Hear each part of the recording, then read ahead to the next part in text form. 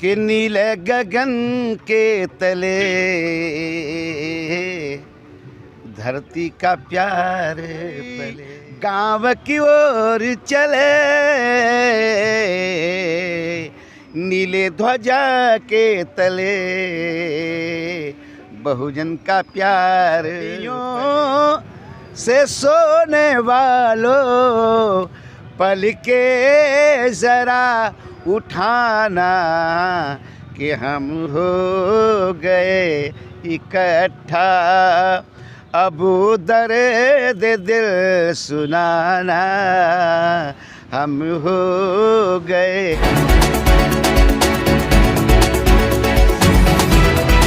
मैं राजू और आप देख रहे हैं शहर की आवाज़ चैनल।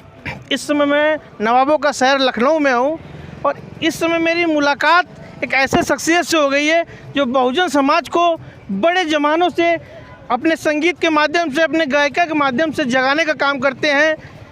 और आइए इनसे हम जानते हैं। सर, अपनी बातों से बताएं कि किस तरीके से आपने बहुजन समाज को इतने सालों तक लेके चला। देखिए सर, हम लोग शुरुआती दौर में बहुजन समाज के पहले DS4 था, दलित शोषित समाज संघर्ष समिति।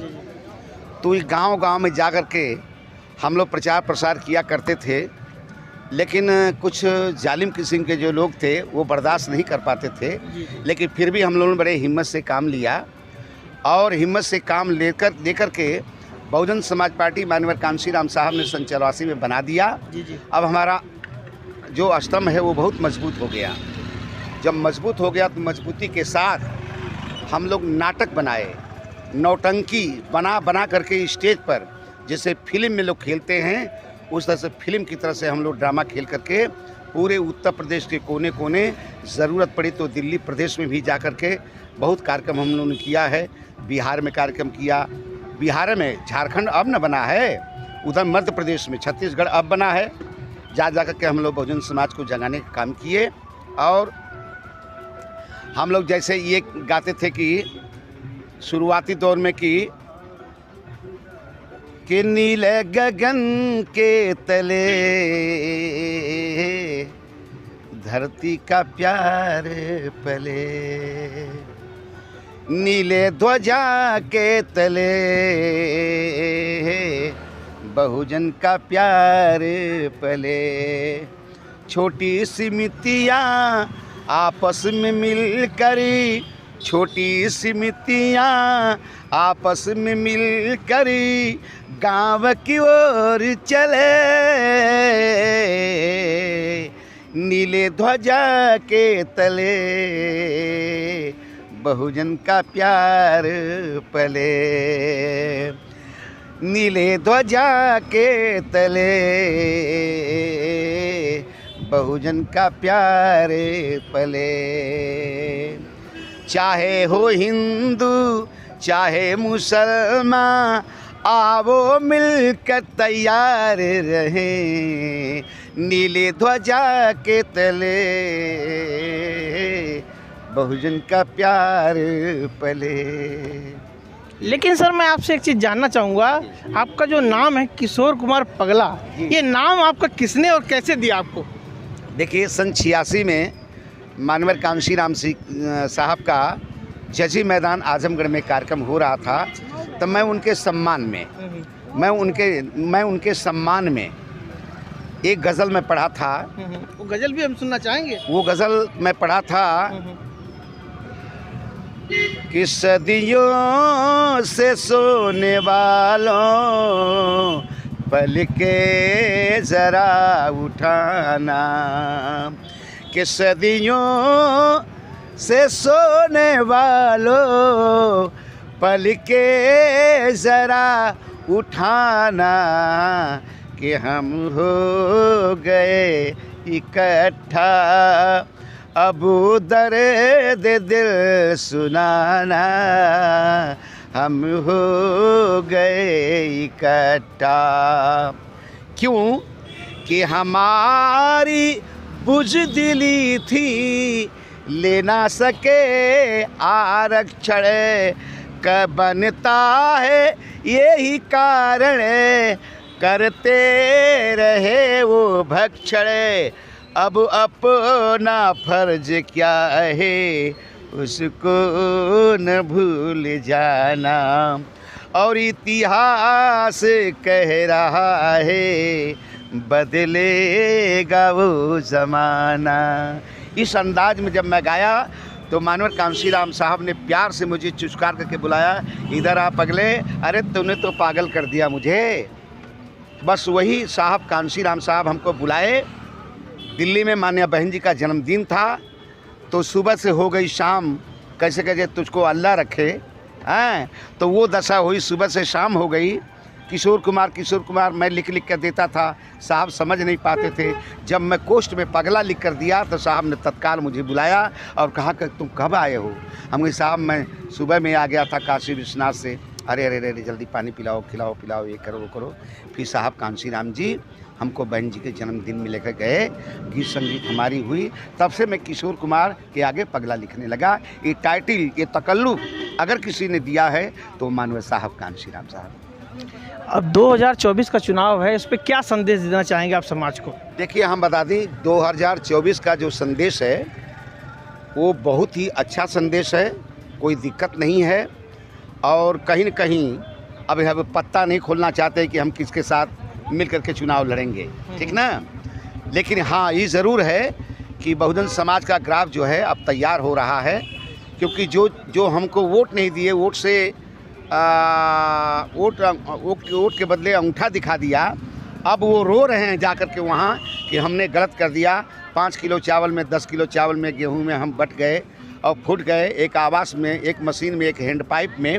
हमको ऐसा नहीं करना चाहिए था। मैं किसी का नाम नहीं लेना चाहता हूँ, क्यों नाम लूँ, क्या ज़रूरत है।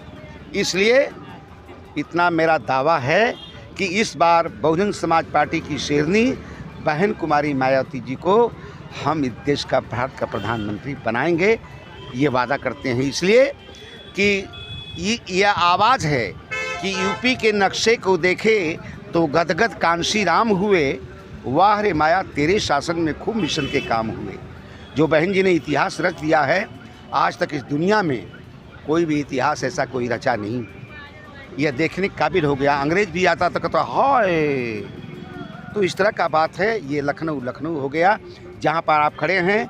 ये जो अम्बेडकर छात्रावास बना है, ये माननीय बहन जी की देन है, किसी और की देन नहीं है, ये सच है। और अभी गोमती नगर में चले जाइए, आपको वहीं पेरिस नज़र आएगा। आप सोचेंगे कि साला मैं लंदन में खड़ा हूँ। आप वहीं से स्टेशन से पीछे चलिए, माननीय कांशीराम जी का एक कोई ग्रीन पार्क बना है, देखने में लगेगा आपको कि अरे वाह क्या बात है।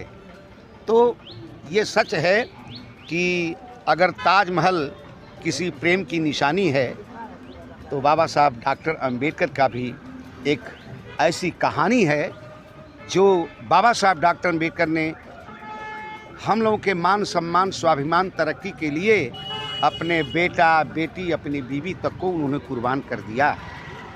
और वही देखते हुए मानव साहब कांशीराम साहब ने शादी नहीं किया। उन्होंने कहा कि आजीवन मैं कुंवारा रहूँगा और कभी घर लौट कर मैं जाऊँगा नहीं। ठीक उसी तर्ज पर, उसी रास्ते पर चल कर के बहन जी ने भी फैसला लिया कि मैं भी, मेरे मांग में सिंदूर नहीं होगा, मेरे कलाइयों में चूड़ियाँ नहीं होगी, और ये बहुजन समाज ही मेरा परिवार होगा। हाँ, रह गई बात सर समाज की, तो सर समाज में भी गरीब लोग हैं। तो जो गरीब लोग हैं वो बहुजन समाज पार्टी के साथ हैं, जो अमीर लोग हैं वो कहाँ हैं मैं नहीं बताऊँगा।